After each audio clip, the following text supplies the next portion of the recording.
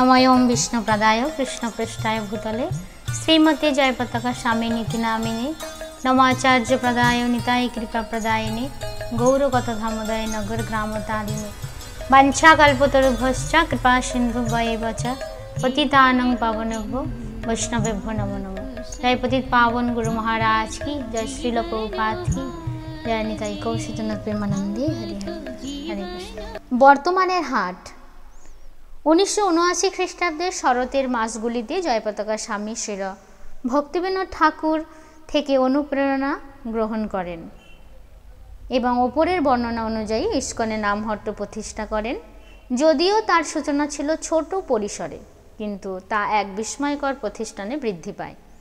রাঘব পণ্ডিত প্রভু, অধুনা ভক্তি রাঘব স্বামী, গৌরাঙ্গ প্রেম স্বামী, গৌরাঙ্গ প্রেম দাস, অধুনা গৌরাঙ্গ প্রেম স্বামী এবং গৌরচন্দ্র প্রভু ইত্যাদি ভক্তদের সহায়তায় মায়াপুরে ইস্কন হরে কৃষ্ণ নামহট্ট এর উত্থান হয়।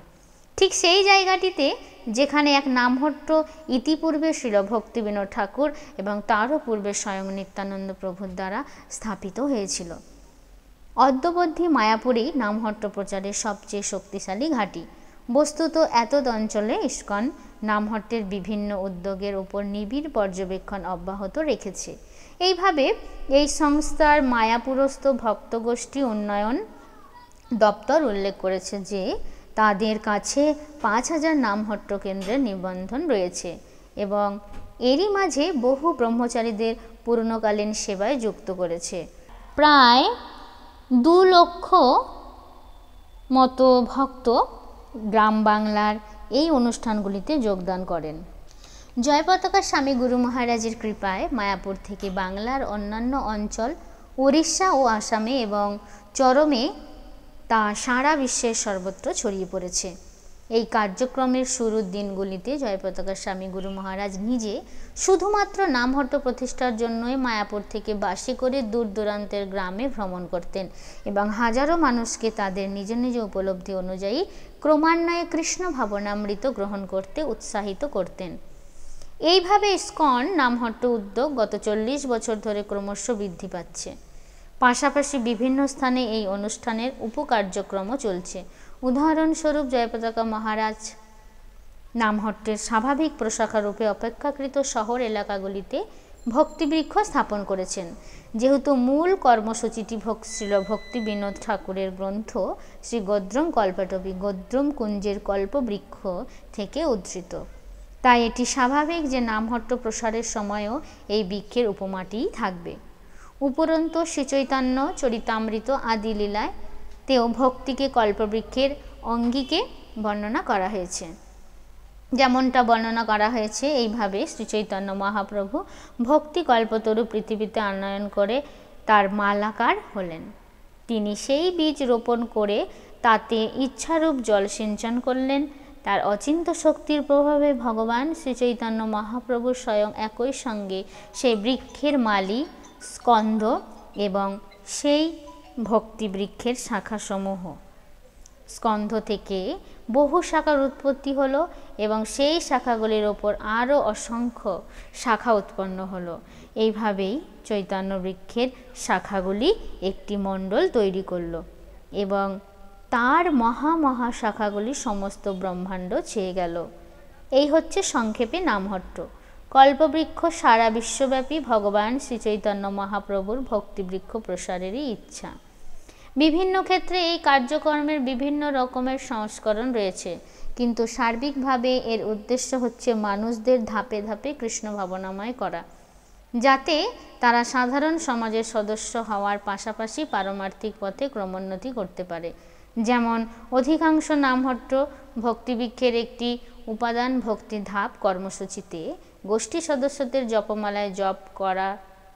জপমালায় করা জপের সংখ্যা এবং সাধারণ পারমার্থিক মানের সমন্বয়ের মাধ্যমে উৎসাহিত করার চেষ্টা করা হয়। এইভাবে তারা ক্রমে ক্রমে তাদের পারমার্থিক অনুশীলনগুলিতে উন্নতি করতে থাকেন। ভক্তিধাপ কার্যক্রমে দীক্ষা পর্যন্ত 5টি স্তর রয়েছে। সংক্ষেপে স্তরগুলি হচ্ছে: প্রথমত শ্রদ্ধাবান, প্রতিদিন কমপক্ষে 1 মালা হরে কৃষ্ণ মহামন্ত্র জপ করা এবং শ্রীল প্রভুপাদের গ্রন্থ অধ্যয়ন করা।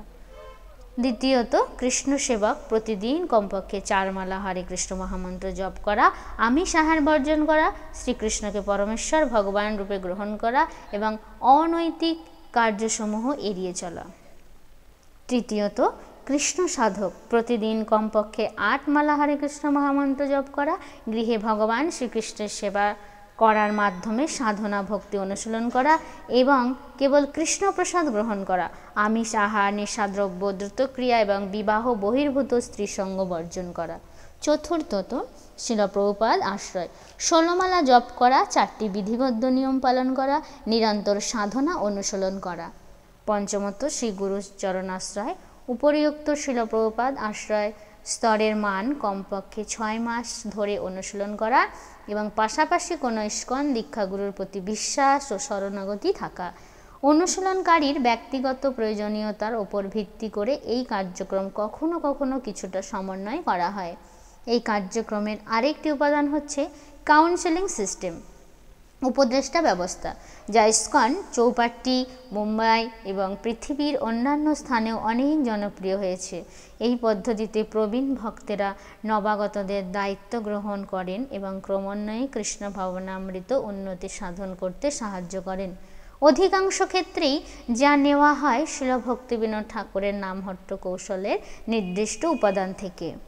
বৃহত্তর মুম্বাই এলাকায় শুধু চৌপাট্টি মন্দিরের সাথেই নিবন্ধিত প্রায় 100টির মতো নামহট্ট কার্যক্রম চলছে। এগুলো বৃহত্তর মুম্বাই এবং আশেপাশের অঞ্চলগুলিতে 7টি এলাকায় বিভক্ত।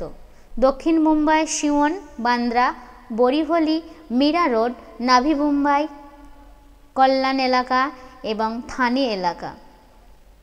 এই ধরনের অনুষ্ঠান আলিগড় উত্তরপ্রদেশ, তিরুপতি এবং রাজামুন্দ্রি অন্ধ্রপ্রদেশ, ব্যাঙ্গালোর এবং বেলগাঁও কর্ণাটক এবং বিদেশে ফিলিপাইন, মরিশাস, ইংল্যান্ড, এস্তোনিয়া এবং আরও এত অসংখ্য স্থানে বিদ্যমান যে সেসব জায়গার নাম এখানে উল্লেখ করা অসম্ভব। পরন্তু এটি উল্লেখ করা যায় যে জয়পতাকা স্বামী গুরু মহারাজ আবির্ভাবের বহু পূর্বেই শিল ভক্তিবিনোদ ঠাকুরের মূল গ্রন্থ শ্রী গোদ্রম কল্পটপি 3য় অধ্যায়ে জয়পতাকা স্বামী গুরু মহারাজ জয়পতাকা শব্দটির ব্যবহারের দ্বারা এটি ইঙ্গিত করে যে যিনি নামহট্টের মূল নীতিসমূহের প্রতি আনুগত্য করবেন তিনিই ভক্তির বিজয় পতাকা উত্তোলন করতে সক্ষম হবেন। মজার বিষয় এই যে আধুনিক বিশ্বে যে ব্যক্তির নামহট্টকে জনপ্রিয় করেছেন, বিশেষ করে ইস্কনে, তিনিই জয় পতাকা নামেই পরিচিতি। যারা এই বিষয়ে অবগত, এই বাস্তব সত্যটি নিশ্চিতভাবে তাদের চিন্তার খোরাক হবে। হে গোবিন্দ।